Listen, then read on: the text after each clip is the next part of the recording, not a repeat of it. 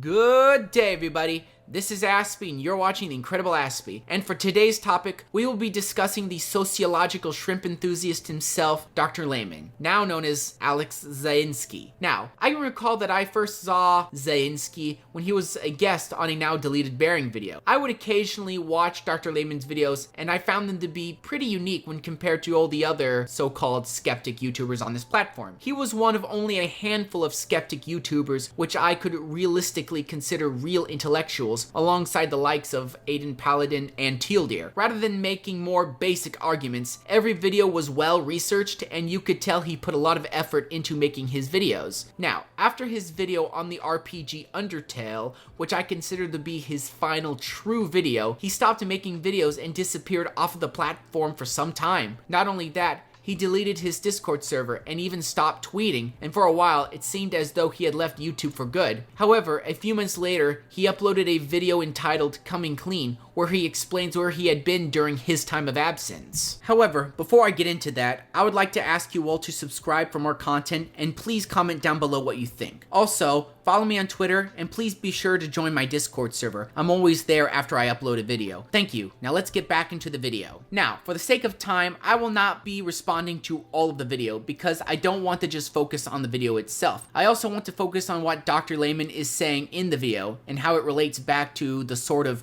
implosion of the skeptic community. Now, let's get into the video.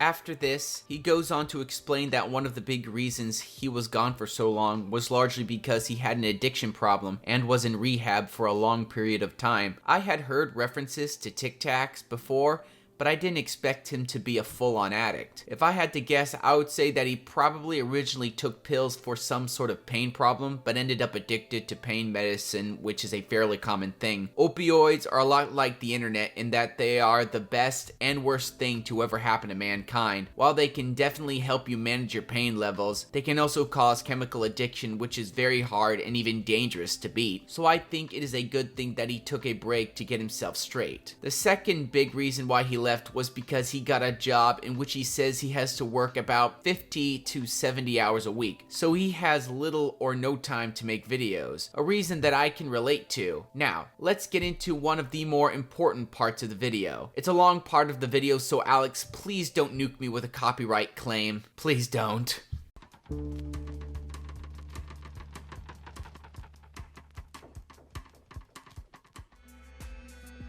Oh boy, this is gonna be a juicy one. To put it short, I grew to dislike most creators on YouTube, I grew to dislike the platform itself, and I grew to dislike all of the weird personality politics associated with it. But worst of all, I grew to dislike myself. Last year I was approached by a fan of mine, a genuine die-hard National Socialist, and not like the meme type of Nazi who posts frogs to on the libs. No, I mean like full-on 1488 to Tiger Tanks I masturbate. And he really liked my content. That was curious to me. So I stuck around for a while, listening to what he had to say. And I found out that my videos really appealed to a crowd of people I did not want to be associated with. I saw people linking my videos on Islam as arguments for bringing back concentration camps and going full on ethnic cleansing. I saw people use my videos on trans people as a justification for harassment. And worst of all, I understood why I appealed to such a crowd of people. All of that was my fault. I wasn't careful enough with the videos that I made. I always had the suspicion that my videos were used to justify some really nasty shit. But now I had evidence, and that's a horrible, horrible feeling, I'm not gonna lie. Now, I disagree with him somewhat on this part of the video. While I can see why he would think this way, I think he is being too hard on himself. Layman was never very provocative, and he never advocated for any of the actions that the guy he met believed in taking. Let me illustrate it like this. Let's say there's this guy who has a neighbor, and this neighbor of his is not the most wholesome looking person you could ever meet. There are many rumors about him around town, and you start noticing some suspicious activity on his part. You start seeing things that could lead you to believe that he is involved in some sort of criminal activity. He could be a drug trafficker, human trafficker, rapist, or even a serial killer? You don't simply know. So you go off and tell your two friends about what you've been noticing, and you ask them what you think you should do. One says that you should try to contact the authorities, while the other thinks you should take matters into your own hands and raid the house guns blazing. Does merely pointing out a problem make you responsible for another person's opinion on a solution? I don't think so. Yes, you could point out to your friend why that wouldn't be a good idea, but his opinion probably wouldn't change. So my point remains the same. Merely talking about a problem doesn't make you by default responsible for another person's opinion on what they think you should do. It didn't help that at the same time, I stopped following most content creators on YouTube. You can only take so much personal drama about who said what, who streamed with who, and people shitting on each other for money, clicks, likes, views, whatever, before you start growing bitter yourself. I started YouTube to have fun, not to deal with incessant drama, bitterness, harassment, and behind-the-scenes intrigues. Screw that.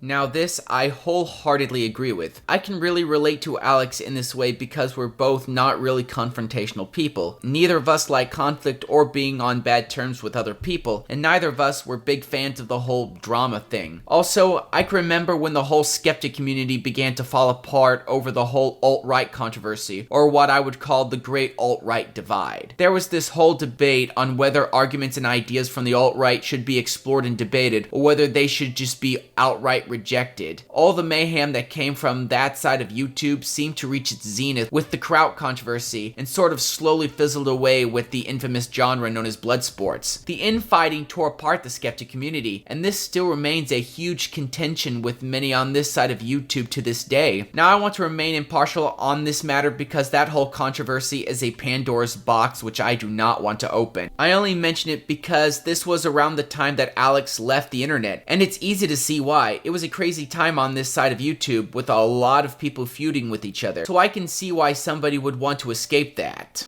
Now, at the same time, I started noticing this weird trend of self-presentation, of self-infatuation, this underlying narcissism that probably has always been there, but I only now started really noticing it, really tasting it. Now this I can kind of understand. After a while on YouTube, many of those creators began to take themselves way too seriously. I know people who used to be very entertaining develop massive egos, and it just became impossible to interact with them. They can joke around with you, but you can't joke around with them. Now on the contrasting side, I do believe it takes a certain level of ego to think that people would want to watch your content. Same goes for me thinking people would want to hear me perform, but I do think people should maintain a certain level of humility so they don't become insufferable. There's also a lot of other stuff that happened in the background. For some reason, some people really tried to get me involved in some really dark and personal stuff. Others spent hours trying to convince me not to talk to one person or another, or to destroy someone with facts and logic or something. Eventually,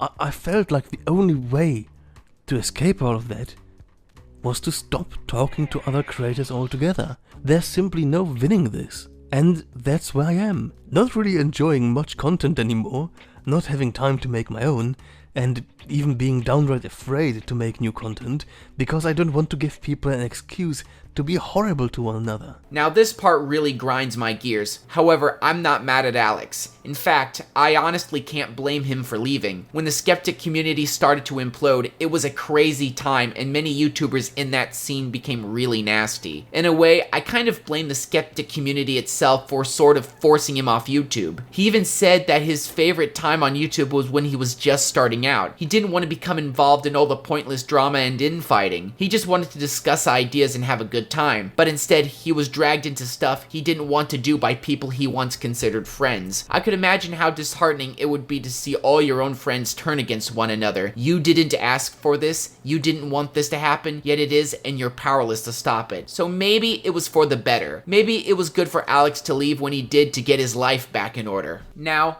I'm not going to react to the final part of the video because it wouldn't really add any substance to what I'm trying to say. If I had to sum up his conclusion, it would just be one big giant maybe. He essentially says that he could take his channel in a number of different directions and that there won't be any regular upload schedule. Now, he uploaded this video about 8 months ago, and so far he has only uploaded one other video in which he reads the preface of a book by Emil Durkheim. Other than that, and having a somewhat regular presence on Twitter, his channel has been silent and I wouldn't expect anything else from him soon. I mean, yeah, Leafy came back to YouTube after a nearly 3-year hiatus, so it's entirely possible that Dr. Layman could make a full comeback to YouTube. Is it likely? Sadly, I don't think so. You could see the occasional sporadic upload every now and then, but other than that, I don't think we'll be seeing much from him. Even so, I respect him as a content creator and a person. He put hard work into his channel and I believe he serves as a model for what an intellectual YouTuber should be like. Plus, he was kind enough not to delete all of his old content, unlike Kraut, who decided to yeet his entire back catalog. I swear, I know you don't like the old skeptic community anymore, Kraut, but come on, dude. Your old videos are great. Anyway, before I go, I would like to extend an invitation to Alex for an interview. He was one of my favorite YouTubers, and I've wanted to have a conversation with him for a long time. So if you see this, Alex, please contemplate it. I promise I won't be spurgy like I was before.